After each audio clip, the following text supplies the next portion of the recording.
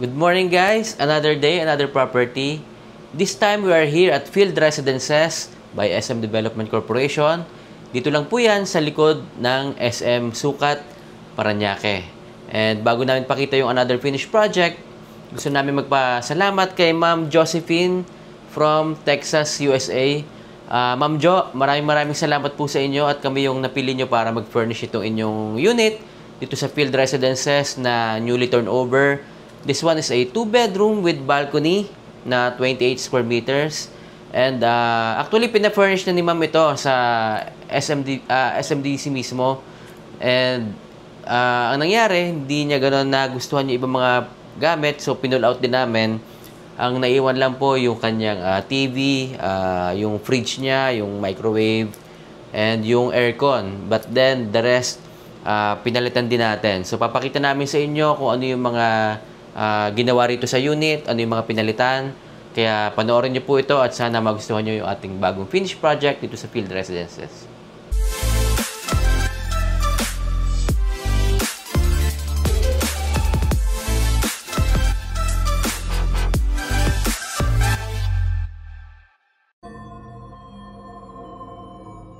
So ito guys, pagpasok, pinalitan po natin yung kanyang doorknob as requested by our owner, si Ma'am Jo. So, ayan, dito si Mami sa loob. Hello, good morning! Ayan, Miss Jo, thank you so much po at kami ang napagkatiwalaan nyo dito sa unit nyo. So, eto na po, tapos na yung unit nyo and for sure, magugulat kayo kasi napaka-comfortable na pagdating nyo dito bukas. Ayan, so, bali Mami, bukas yung dating ni Ma'am, no? Yes. From US. Okay, so, ayan, pakita natin sa kanila, sa ating mga viewers, yung ating mga binalitan dito, mga dinagdag, ayan. So, dito daddy, nung nakita ko tong unit na to, may laman na siya na appliances and furniture. Okay. So, medyo malalaki kasi yung nalagay na items dito. Since standard kasi yung mga nilalagay na bed, yung kanilang mga cabinets, sofa, ganyan. So, etong area na to, kailangan talaga eksakto yung mga sizes natin para at least hindi magmukhang masikip. So, dito sa ating kitchen, no, kung papansin mo, medyo actually malaki tong kanyang kitchen, mahaba dahil meron tayo ditong column. Pero since naglagay na tayo ng backsplash, di na siya masyadong halata, no? So, naglagay tayo dito ng tiles na backsplash. Then, ito daddy, pinalitan natin to, hindi natin pinalitan pala. Nag-additional tayo ng cabinet kasi wala siyang overhead cabinet in the first place. So, hindi siya kasama before, Mami, ito? Yes, wala siya talaga. Wala. So, itong range hood niya at saka itong kanyang overhead cabinet ay tayo ang gumawa at nilagay natin yan. Yan, then naglagay din tayo dito ng kanyang LED lights, yan, para at least kung merong gagawin dito sa kitchen, makikita natin yung ginagawa natin. Then, itong kanyang countertop, niretain lang natin. So, ito hindi ko to binago. Itong kanyang sink, ito pa rin yung turnover. Even itong mga cabinet niya sa ilalim. So, ito pa rin? Yan pa rin yun. Kasi bago naman to no? Yes, so, newly turnover naman to sa kanya. Yan. So, itong mga items ito, daddy, itong mga kanyang mga appliances, ito yung na-furnish before na kinuha niya from SMDC. So, itong kanyang ref and yung microwave niya is nandito na talaga sa unit. Ang in-additional lang natin ito, so naglagay tayo ng additional extension na shelves para sa kanyang microwave. At itong ating wooden na tubular na divider. Additional din to? Yes, additional to. Ayun. So guys, bali po wala ito before, yung overhead cabinet. So ayan, mahaba yung nilagay natin dito. So marami may lalagay si ma'am pag uwi niya. And ang mahirap lang po pagka ganyan kasi standard lang nilalagay nilang gamit So uniform, uniform lang siya. So mapa 2 bedrooms ka man, mapa 1 bedroom ka, yun lang din yung ilalagay. So ang nangyari po, pinull out lang din namin yung mga binili niya. So dagdag expenses yun po sa inyo. So kaya i-check nyo po mabuti yung mga gamit na ilalagay bago nyo bilhin kasi syempre mahirap mag-pull out, magpalit. May additional expenses, bayad ng pull out, bayad ng mga appliances. So, mga furniture, so sayang po. Yan. So, ayan, Mami, puntahan naman natin yung kanyang toilet and bath. Yan. So, daddy, itong ating unit na to, sa totoo lang, since ka nakapag-gastos si ma'am sa una pa lang, no? Medyo nilimit natin yung ating budget dito. Pero, ang kagandahan dito, nagawa natin siya na maayos. Kung mapapansin mo, ano masasabi mo dito sa kanyang bathroom? Anong pinalitan ko? maganda tong nangyayari na to dito sa wall. No? Okay, so Daddy, di ba sa unang tingin, akala mo ay nagpalit ako ng tiles? Oo nga. So this is only sticker. Okay, so si ma'am actually... Nung tinitigan ko siya, mami, actually napansin ko na sticker lang siya. Pero, pero sa sa picture, sa unang tingin, di ba, akala mo naka-tile siya. Well, yung turnover talaga niya is meron siyang tiles dito sa bottom area niya. But the rest is painted wall. Painted dito lang. sa field, dito sa field residences. So, iba-iba yung turnover natin. So, eto, nag-decide si ma'am, since nga gusto niya talaga ng marble, favorite niya ang marble. So, naglagay tayo ng sticker marble. So, pinakabit natin to sa talaga nagkakabit ng wallpaper para lang at least medyo maayos yung pagkakabit natin. Yan. Then, itong kanya mga appliances dito is nandito na sa unit. Ito yung kasama pa rin sa... to? Yes, kasama sa Okay. turnover sa kanya ni SM, dun sa kanyang kinuhang package, no? So, ito is washing machine, ang kanyang water heater Kasama ay na yan? kasama na. Yan. Okay. Hindi ako bumili niyan. And dito naman, since nga medyo maliit kasi ang space dito, do pahaba yung kanyang banyo, ang in-additional ko naman dito ay itong nasa ilalim, itong cabinet. So, ito yung kanyang turnover na sink. Yan na yon. So, ito lang yung sink niya.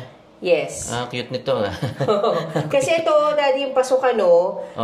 nasabit ka wala na. ka na kasing mabibili Tama. na pag bumili ka na mas malaki, sasagko talaga. Kumbaga, tatama sa walkway mo. Pero ito, dinagdag na lang. Yes, ito, ginawa natin to. Okay. Yan, ginawa natin to. Guys, so pwede. Oo. Huwag masyadong malaki kasi nga po, hindi na, pag sinarado mo tong pinto, ayan, no? Yes, Ayan, hindi na rin pakita ko lang. masasarado yung pintuan. So, kaya pala... Kaya siguro, ito lang yung talaga kasama yung niya. turnover nila. Okay. Na ito lang din yung turnover. So, Yes. hindi na rin pinalitan yung mirror niya. Yes. Ayun, so yun guys, napansin niyo yung changes dito sa toilet and bath. Dahil nagpalagay si ma'am ng sticker na lang yung gusto niya inilagay. So, choice niyo po yan kung ano yung gusto niyo ilagay. Yung mami, glass enclosure. Yes, itong glass enclosure, nilagay ko to. Pinakabit natin tong glass enclosure. Okay, So, hindi siya included that. additional Yes. yan. So, wala siya Included before. that. So, Yes. ayun guys, wala before yung glass enclosure. And then, puntahan natin muna mami yung kanyang unang bedroom. Okay. So, dito tayo sa ating bedroom. Yes. So, dito, Daddy, we have 2 beds. Ito yung kanyang Nice. double deck. So, customize natin to, itong kanyang double deck na to. So, this is semi-double, 48 by 75 Okay. inches, square meter. Yan. So, dito naman is 36, no? So, Ayan, yan. itong taas. Yan yung taas natin. So, customized to guys. Nakapaglagay si mami ng, tawag dito? Headboard. Headboard, no? Yes. Tapos, itong... Meron tayo dyang parang side table para at least may patungan may naman siya patungan or ka dito. anuhan siya ng cellphone niya, lagayan yan. Okay. Then, itong ating cabinet, so yung cabinet niya before, so itong ating bed is semi-double, Daddy, ang Ito, size. semi-double to. Yes, then naglagay din ako ng headboard dyan. May headboard din dito. Yan, so Nice, ano? Saka- comfortable yung pagkahiga mo dyan kasi may headboard. Saka ang gusto ko dito pag customized to, guys, very Matibay, no? durable to talaga. Matibay, oh. Hindi ko magalaw eh. Unlike yung mga ina-assemble lang. Medyo Talagang umaalog siya. Minsan, mapapansin mo, pag akit mo, Nagwiwiggle. umiingit na siya. So, ito talagang wala. Ayan. So, Yan, so matibay. nalagyan pa natin dito, Daddy, ng storage sa ilalim. Yan. Oo. So, meron pa tayo dyang drawer. So, ayan. Ang laki May nito, malalagay ka pa. maximize pa rin yung space dito sa kwarto. Galing. Then ito, nagandahan ako rito, mami. Parang first time ba natin naglagay ng ganitong? Meron na akong design na ganito, pero yung ating, ito yung ating door. Yung door? Ito yung bago. Okay. Kasi nagpagawa ako doon sa mismong gumagawa ng salamin ng pintuan niya mismo. No? So, ito Ganda. rin, siya rin yung nagkakabit sa atin ng mirror and naglalagay ng ano. Pero this one is a new material na ginamit ko. Ganda, ganda. Elegante niya. Parang hindi siya customized eh. Kasi Yes. parang siyang binili mo sa mall. Kasi parang ganyan yung mga nakita ko na binili. Pero malaki siya ha, kasi 3 to, tapos ito, ang luwag. Ang luwag ng Nice. kanyang space. Oo. Ayan o. Tapos ito, may hangiran siya dito. Customized to guys po Yes, So, customize yan. And then this one, ganda nung naging ano niya. marami siyang malalagay dito Design sa niya. kanyang Ito. storage na to. Nice. Ang laki na malalagay rito ni ma'am ng mga gamit. Madami. Tapos ito, ayun o, meron siyang lining na mismo dito. Maganda yung kanyang design. Ganda. Wow. Ganda. Impress ako dito. Ganda nito. Ayan. So dito, wala tayong aircon dito sa kwarto na yan. Kaya ceiling fan yung nilagay natin. So nilayo lang natin ng onte dito sa kanyang bed. Okay. So guys, mayroong ceiling fan dito. So yung turnover kasi wala talaga siyang provision ng aircon dito sa room. Pero naka-open po ito. So malamig pa din. Kasi so yung aircon niya is galing dito eh. sa living area. Sa living area. So yan mami, living area na tayo, dining area, puntahan natin. Ayan. So dito sa ating living area. So ito, actually saktong-sakto no yung ating table. This is a 4-seater marble design na ating table. So as requested din ni ma'am na maghanap ako ng marble. Okay. So talagang kung gusto nga lang niya na pati yung cabinets niya marble gagawin talaga natin. Pero ayan, since ito yung ating napagkasunduan nun, na ayan, table yung naging marble dito sa ating dining area. So, 4-seater. Then, dito, Daddy, so, since limited nga lang yung space, so, dito na tayo agad sa ating living area. Ito is, actually, 2-seater pa rin na, sofa bed. So, naigaganon to, lalalatag pa rin itong ating bed na to. Hindi ko na siya gagawin kasi medyo mabigat itong ating sofa bed. So, pwede mo siya ilatag, pwede mo siyang iba ng posisyon para at least may makahiga pa rin dito sa area na to.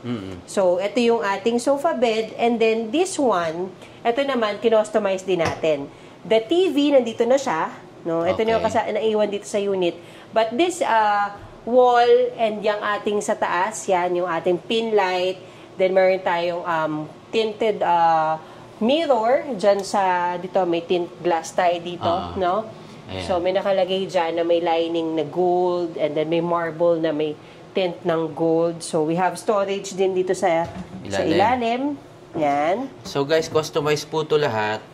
Ito, ang napansin ko lang, pagka naglalagay ka ng gold, nakaka-elegant tingnan, ano? Yung gold. Ito, guys, So, yung likod niya, may touch ng gold, yung kulay, tapos may lining din ng gold. So, ang ganda. Umagay dito sa kulay ng kahoy. Ayan. Yan. So, sakto lang yan dito sa ating area ng ating sofa. Ayan. Yan. So, ito, Daddy, itong ating mga curtains. Nandito na rin yan. Hindi na ako... Si SM ang kinuhanan ni ma'am nito? Yes. Okay so, po. Ayan. So, meron na rin yan dyan. So, hindi ko na yan pinalitan. Itong aking mga ibang gamit lang yung ating pinalitan. Yung table niya before, pinull out natin. Yes, kahoy. Okay, yung kahoy. So, kahoy lang, no? So, pati yung kanya mga cabinet is same wood material naman, pero medyo dark. Okay. Kasi hindi, yung size niya So, parang hindi ka na makakapag... Sa sofa niya nun, eto yun, isang buo. So, medyo malaki. Pinull out natin yung sofa, di ba? Pinull out din yung sofa. So, kompleto na siya actually. Kompleto na siya dati. Ang nangyari lang talaga, gusto lang ni ma'am is magkaroon siya ng maayos na storage. Yung kumbaga naka-built-in talaga. Dumoble pa yung gastos. Kasi syempre, yung size po niya, hindi babagay dito na Tapos, ayun. So, sayang. And ma'am, ito, hindi natin ito na... Yan. So, ito, naglagay ako ng salamin para at least may reflection tayo, no? Kasi ito, medyo straight siya, pero makipot lang siya. Makipot lang din tong area na to. Pero bigger pa rin compared sa ibang na gagawa natin. Pero, kumbaga for a 2-bedroom, saktong-sakto yung area lang natin, no? So, ayan guys, ito yung naging living and dining natin. Ini Ma'am Jo. So, ayan. Puntahan naman natin yung kanyang another bedroom. Yes. So, this is the second bedroom. Actually, ito yung kanyang master's bedroom na lalabas, no? Since dito yung meron tayong double bed. Okay. So, dito naman, Daddy, since dati, meron ngang fully furnished to, etong bed na to is ni-retain na natin. Hindi ko na ito pinalitan, hindi ko na pinull out. So, ito na yan. Ito na yung given dito sa unit na to na bed. So, this is 54 by 75 inches na bed. Okay. This is bed box with headboard kasi tawag dito No? So, yan. Nilalagay itong kanyang headboard. Ang in-add ko dito is itong shelves. Yan. So, meron siyang shelves dyan. May pin light. Yes, may ilaw siya. Then, this cabinet. So, Yun. yan, same materials Pattern na to nung nasa likod, nakabila, nasa kabila. Yes, so ito ang ganda, no? Ganda. Meron siyang Very storage, elegant. yan, meron siyang hangiran ng damit. Then Matibay meron yan tayo for sa sure. ilalim. Yes. Ang daming mailalagay si Ma'am Jo. Yes, saka dito meron tayong ilaw eh. Yan, meron tayong ilaw dito sa Yeah, area na may to. switches guys, saka Yes. po may plug ka doon para kung gusto mo Yeah, charge may outlet ng phone. tayo. Ayan, may outlets na dyan. So dito, Daddy, ang aircon ay kasama na doon sa Binili niya sa... kinuha niya. Yes, sa Okay, package niya. Kaya, SMDC. Pati yung kurtina, no? yes, the curtain Ayan. also. So, Yan. ganyan. Simple lang guys yung nilalagay ni SMDC kung bibili kayo. So, ayan. Kung sino naman palitan, pwede rin naman. Pero, syempre, maganda gamitin niyo po muna ito para di rin masayang yung pagkakabili nyo, no? Pero, ayun, ang nagustuhan ko rito yung mga cabinets na bago. Yes. Hindi lahat naman nagustuhan ko talaga. And, na-maximize pa rin yung space. So, naging eleganteng tingnan. And, yung balcony niya, mami, yan, puntahan natin. Yes. So, itong balcony naman, Daddy, Nakaharap si ma'am sa amenities eh. Oo, maluwag yung kanyang balcony. Okay. Yan, so, yan, medyo gloomy ngayon. So, facing na ng amenities, yung ano, Unit niya. Unit niya. So, yan guys, another property na naman yung naipakita namin sa inyo. Another finished project dito sa Field Residences. And again, thank you so much, Ma'am Jo, sa inyong tiwala. At kami po yung napili nyo na mag-ayos, magpaganda nitong inyong unit. And I'm sure magugustuhan nyo po to pagdating nyo bukas. Very comfortable na kayo pag dito kayo mag-i-stay. Again, thank you so much po sa inyo. Ayan. Yan, so, again, thank you, Miss Jo, sa tiwalang binigay niyo po sa aming mag-asawa and for continuous communication sa atin na pang ginagawa natin to. Salamat po sa inyong suporta din sa amin. And, ayun, sana po magustuhan nyo at maging komportable yung stay nyo dito, lalo na pagbalik nyo, welcome home. Ayan po, so, bukod po doon, thank you so much sa ating angels na si Kim and si LJ sa patuloy na pagtulong sa atin sa paglinis at pag-ayos itong unit after the construction. And then, of course, sa ating family, sila Jomar, sila Renren, sila Tonton, sila Jed and family. Thank you so much sa inyo, sa tulong nyo dahil talagang nagtulungan tayo para matapos lahat ng project natin on time. And ayan, so thank you so much. So, and guys, saktong-sakto pag uwi ni Ma'am Jo, sakto lang, ready na ko yung kanyang unit. And sa inyo po, mga viewers, mga subscribers, maraming salamat. Kung wala po kayo, wala rin talaga kami dito. And sana patuloy nyo kami suportahan. May mga bago tayong mga properties na papakita, hindi lang po sa mga furnishings. Bibigyan ko rin kayo ng idea about mga property ng resale, ayan, yung mga foreclosed properties. So kapag meron kayong mga gustong investment dito sa Pilipinas, let me know lang po, nandiyan yung aking email address and number para matulungan ko kayo makapag-purchase. No, hindi lang po sa furnishings, pati pag-purchase ng mga properties. Welcome po tayo. Again guys, thank you so much and palagi niyo po tuparin ang inyong mga pangarap.